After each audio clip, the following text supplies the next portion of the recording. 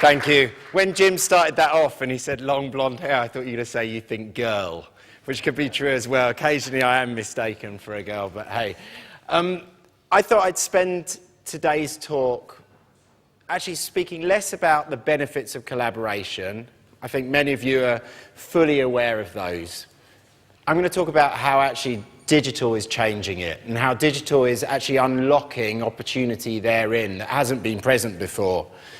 So collaboration, for the last few hundred years we've seen the benefits. Many people look at the spike in patents after the Industrial Revolution and they explain it and they say when we were all, because of machinery, because of steam machinery, released from the fields and we converged in London or other cities, we all met in coffee shops and we brought diverse experiences together for the first time and we saw a spike in intellectual property as a result.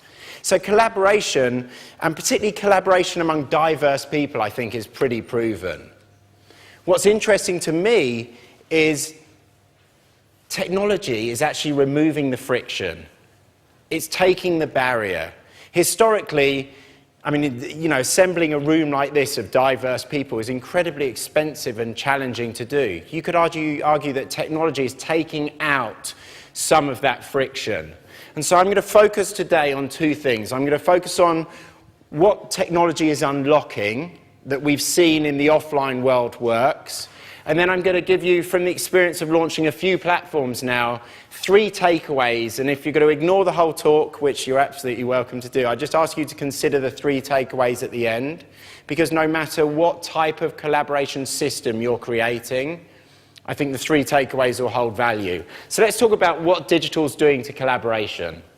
So when the internet started sort of becoming the norm for all of us over the last couple of decades, the first thing that we saw it applied to is these things. Idea suggestion boxes. We saw technology became a really easy idea suggestion box. So question for you guys, how collaborative is an idea suggestion box? It's not very, is it? Like, we can't see how many ideas are in here. We can't see one another's ideas. We can't see if there's duplication of effort.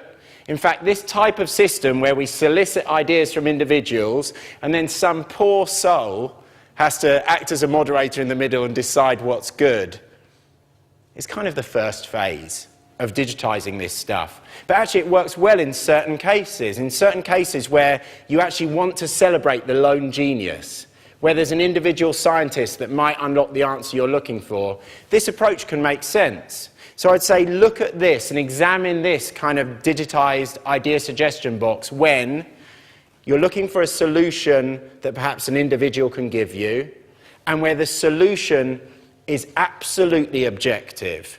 So it's not messy, it's not a system you're looking for. So for example, if you wanted to come up with a bottle that didn't break at 1 million degrees Kelvin, this approach could make sense because an individual could answer it. And actually there's great platforms out there like Innocentive, many of you will know, that will host your idea suggestion boxes. They will host your posting of a challenge and then giving prize money. So we looked at this initially and we thought it was interesting. We thought actually in all cases, will this type approach win? Will the approach where everyone's really just kind of working in isolation, uncollaboratively, will it win in all cases? And here's a case in point of a different type of requirement where I don't think it's won. So this is from 1997. Let's watch this. What's new in Microsoft Encarta 97 Encyclopedia Deluxe? I don't got a clue. It's big news. Over 30,000 articles, more monthly updates, brand new collages, and over 5,000 links embedded to websites. When you're hungry for information, who are you going to call? Microsoft Encarta 97 Encyclopedia Deluxe. Hold the front. So you can see he was pretty confident at this point that this approach where they got distributed researchers to write a new encyclopedia and send them in individually and not build on one another's ideas, to do it uncollaboratively, to have a huge expense of heaps of people out there to create a better version of Encyclopedia Britannica, for example. They were confident that this was going to win. You can see that in the presentation in that video. But what do we now know led to the fact that they closed this business 4 years ago? Wikipedia. So in this case, where it wasn't completely objective, where it wasn't a lone genius that you could expect to actually fill in the whole encyclopedia, a different type of system won. What I think is a truly collaborative system, a system that probably Jim would call radically collaborative, where, Wikipedia, as you guys know, the billionth edit took place in 2010. There's over 200,000 English-speaking regular editors, and they're not paid a thing. So whereas the previous system we looked at is kind of an open system where individuals collaborate and that poor moderator in the middle has to filter it all and assemble the encyclopedia, here instead, everyone is working together through the whole process. Everyone is evaluating the individual edits. The good stuff bubbles to the surface. There's no, Jimmy Wales, I'm sure he'd be very grateful that he's not sat in the middle ticking off every individual edit. He'd collapse. So this system, I think, is potentially more interesting and more collaborative. And if you get it right, you can really harness the wisdom of the crowd, or even better, when it becomes more collaborative, you get more than the sum of the parts. And we see this all around us. This is closer to what we would call open source. So here's another example which I really, really admire. So this was a post by a guy called Linus Torvalds, as you can see, in 1991. Can anyone tell me what this became? Became Linux. He had no big ambitions for Linux, but every phone or every app that you're using is built on a backbone of Linux. Now, were he to have developed Linux linearly, like you would have to if there's an individual in the system vetting everything, the number of different flavors or branches that we see Linux has created in the last 23 years, it would have taken hundreds of years to complete this work. You wouldn't have it actually propping up the Android phone. You wouldn't have it building the backbone for AWS, like Amazon's cloud platform. It would never have grown all of these different iterations. And so these systems can work better because you harness more people's brains, they work together, and different things can evolve in parallel rather than linear, which is the traditional constraint that, say, an idea suggestion box might work under. And we see them all around. I think it's interesting that even the companies that are perceived to be most closed, so someone shout out 3, give me some companies that are really closed. A company that's paranoid about privacy. Tesco's a good one. What about device? Apple. Apple are perceived to be about the most closed business on the planet. They're so paranoid, they literally lock their factories in secrecy. But they were smart enough to realize that there's even parts of Apple that would benefit from collaborative systems. And they opened up their developer toolkit so that all of us could create apps. They never planned to do that. You'll probably remember it was on eBay that someone jailbroke the first iPhone and they sold it for a lot of money. But to Jobs' credit, he realized that this highly collaborative system where the end users start creating the product themselves, the apps, which mean that none of our iPhones in this room are the same, the apps we choose are different in all cases, he realized that these open collaborative systems can make businesses better. So that's an arc of how I see the sort of emergence of digital collaborative systems, and I'll spend the rest of the time just sharing some thoughts about our own system that we've developed, having watched a little of this. So I won't dive into this, you can all look online if you're interested, but I work for a company called IDEO, which is an innovation company. So we help big companies and small companies grow through innovation. We design products or services or brands. And we have a fairly fixed process. So this may be too small for you to see, but we spend time framing the challenge, then we do research before we come up with ideas, and then we prototype them, bring them to life and iterate them. And so with this experience of what was happening in digital, taking the friction out, we asked ourselves, what can actually be applied online? Where could we bring the crowd in and enable people to really collaborate? And our conclusion was there were 3 places for our type of work that would really benefit. Gathering insight or research, coming up with ideas, and evaluating those ideas. And literally with just that in hand, we designed a website called OpenIDEO, which we launched 3 years ago with a challenge for Jamie Oliver. And we set challenges. We set challenges for social good. So the first challenge that we set asked how we can raise kids' awareness of the benefit of fresh food.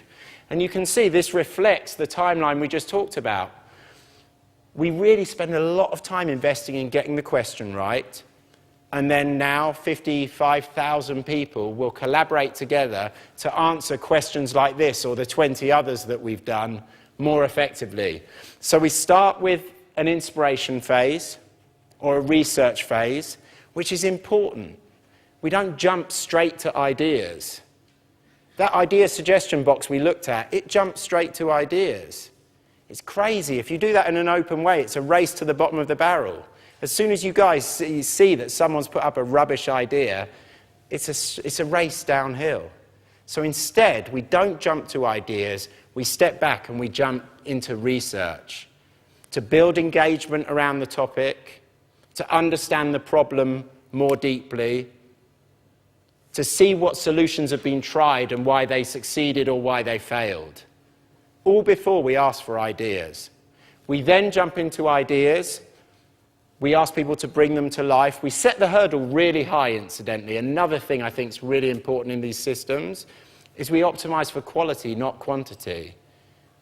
We could create a platform that gets 1 million ideas if they were one-word ideas, but it wouldn't push us closer to the sort of solutions we're looking for. And eventually, we actually, celebrate, we iterate the ideas, and then we evaluate them as a group. And I'll come back to that very briefly towards the end.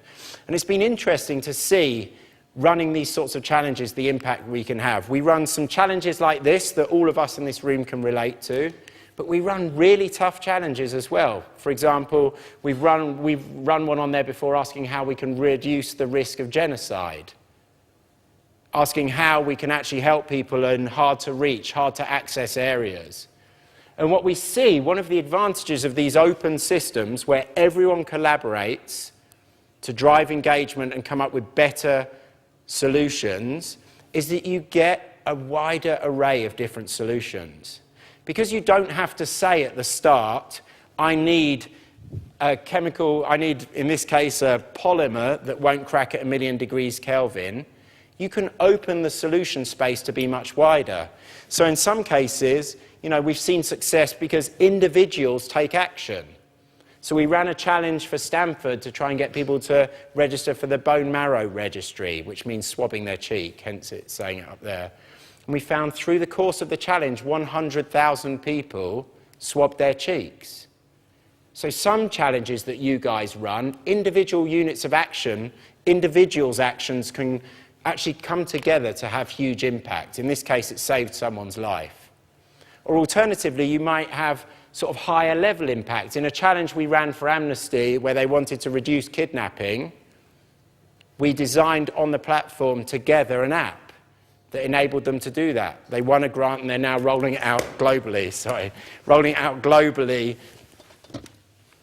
to actually solve that challenge after great testing in Kenya. And then third, and finally, perhaps an area that I'm most excited about is we see social enterprises springing up. So we see groups coalescing on the platform, which can only happen in these open systems. In an idea suggestion box, you don't know who else is stuck in an idea. When you default to making the system open and collaborative, communities can coalesce around ideas, which can be far, far more impactful. So I'd love to just finish with 3 things that we've learned from running these systems on OpenIDEO, and then just close out with other places that this logic has been applied. So the first one I can see is numbered wrong, but this is number 1, not number 2. And the first thing that's really important to do is if you're creating collaborative systems, invest more time in framing the question. It's kind of important for all of us anyway. Writing the question is your first opportunity to succeed or fail. You ask a bad question, you get a bad answer. And online, it's like that on steroids. So we invest a lot in framing the right question. And to us, it's not just the quick sort of, how might we help kids at risk of health issues? The question's more than that, because online, people view it as a whole system. So the question is, you know, Jamie Oliver's call to action, but it's also when you launch it is important in these systems. Also, how you actually evaluate it, the partners you launch with. This stuff is increasingly important. So in your day-to-day business, you invest time in framing the right challenges for your teams. You have to do that more online when people are collaborating, because you're setting a playing field. So don't under-resource it. To give you an example of that, we recently launched for a client a challenge asking how we might reimagine the role of space in the future. We have to design the whole platform, the images, the summary text, because if not, people will misinterpret space and it could be something completely different. So invest time in getting that stuff right. So that was the first. The second, in any collaborative system, you're as good or as bad as the people you involve. Now, the default for all of us, many of us in this room are in large companies, is to think about the people in terms of the hierarchy. Should we involve C-level people? Customer interfacing people? It's a dangerous trap to go down that logic. We do it less and less. Incidentally, one of the best advantages of these open systems is the people that interface with the customer in your organization have a fair voice on the platform, which is incredibly different to the protocol today. But instead of thinking in terms of hierarchy, we think in terms of communities of knowledge or interest. So we will target for different challenges, you know, perhaps someone that are early adopters of technology. We may target in your, you know, if we worked with you to create a platform, we'd say, who's already on Yammer, etc. So we'd really focus on that. So think through who you involve in terms of the communities, because you're as good or as bad as the people you involve. And the third and final one is ask yourself how to motivate them. Now, historically, back to our idea suggestion box, people have thrown prize money at the situation. That's been the tactic. What we're seeing more and more is actually all of the motivations rather than incentives out there can be far more powerful.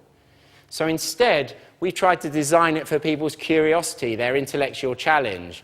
We give them new skills through the platform. We try and enhance their reputation by giving them a score that they can export into other social media, etc. In fact, we've hired people that we would never have hired at IDEO before because of their involvement in the platform. That's a reason for them to participate. One of the guys who now actually leads our BD here in London was worried when applying this technology to a big bank that, you know, incentives wouldn't work. His senior management were convinced they would have to throw money at the situation. They were amazed at the proportion of clients when applying this technology employees that participated. And so subsequently, with this knowledge in hand, we've actually launched this as a software as a service platform. And what we found working with oil and gas companies or airlines or indeed social ventures like the Knight Foundation is just these intrinsic and extrinsic motivations rather than cash can get people to participate, even in banks. Just getting respect and credit for their contributions can be enough. And ironically, if you want collaboration, prize money is probably your greatest enemy. I'm around for the rest of the evening, so would love to answer any questions that you guys have, or find me on Twitter, but they were my initial thoughts. Thanks.